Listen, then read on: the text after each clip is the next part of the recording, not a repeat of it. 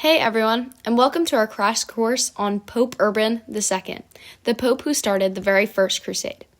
His real name was Odo, but he was sometimes called Eudes. He was born around the year 1035 in Champagne, France, where his parents were nobles, and so he grew up rich and well-educated. Unlike some earlier popes who came from poor families, Odo had an easy start in life. He went to school in Soissons and Reims, where he studied religion and leadership. After school, Odo became the Archdeacon of Reims, which is like a church leader who helps run the area's churches. But soon he wanted to live a simpler, more holy life, so he joined a monastery at Cluny. Cluny was a super important place at the time. It focused on church reforms. That means making churches better and more honest and stronger. Odo learned how to organize things, and because he was so smart and loyal, Pope Gregory VII noticed him. In 1079, Odo was invited to Rome, and Gregory made him a cardinal and the bishop of Ostia. Odo worked as the Pope's helper called the legate, and traveled to places like Germany to solve problems. He stayed loyal to Pope Gregory even when there were huge arguments with Emperor Henry IV. Then, after two popes, Gregory VII and Victor III, passed away, Odo was elected pope in 1088 at a city called Terracina. He took the name Pope Urban II. His time as pope was not peaceful. There was another man claiming to be a pope, an anti-pope called Clement III. He was supported by Emperor Henry IV, which made things even more confusing. Urban worked hard to defend the real church. Instead of the kings, Urban wanted the pope to have the most power in religious matters. He carried on Gregory's work of making the church stronger too.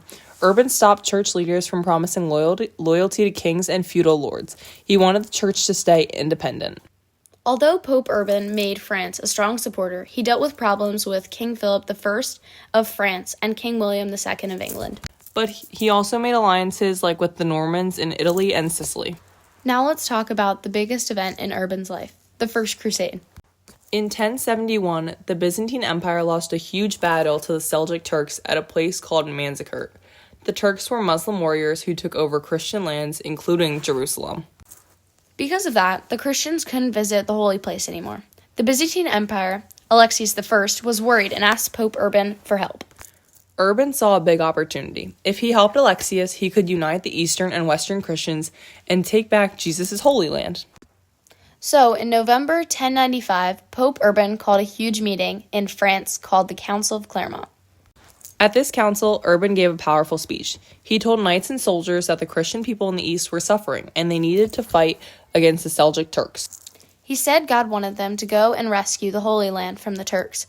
To make people more eager, he promised forgiveness of their sins or reduction of punishment to anyone who joined the crusade.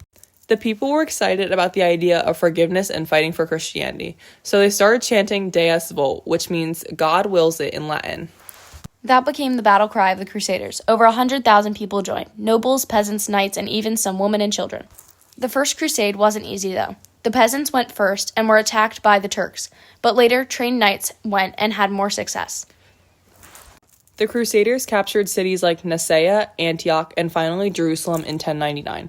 They created new Christian kingdoms like the Kingdom of Jerusalem.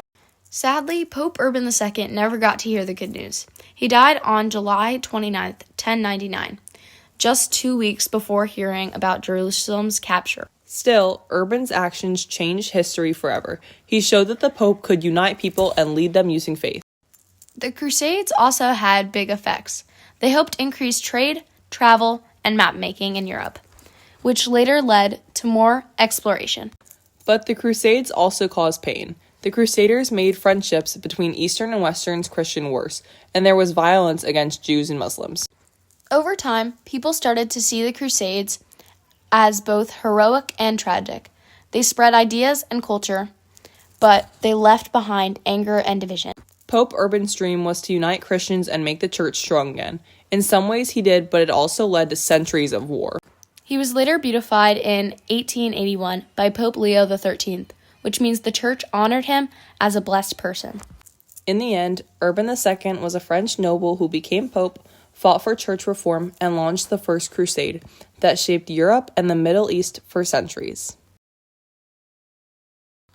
His famous words, "God wills it," still remind us how powerful faith and leadership can be for good and for bad. Thank you for listening.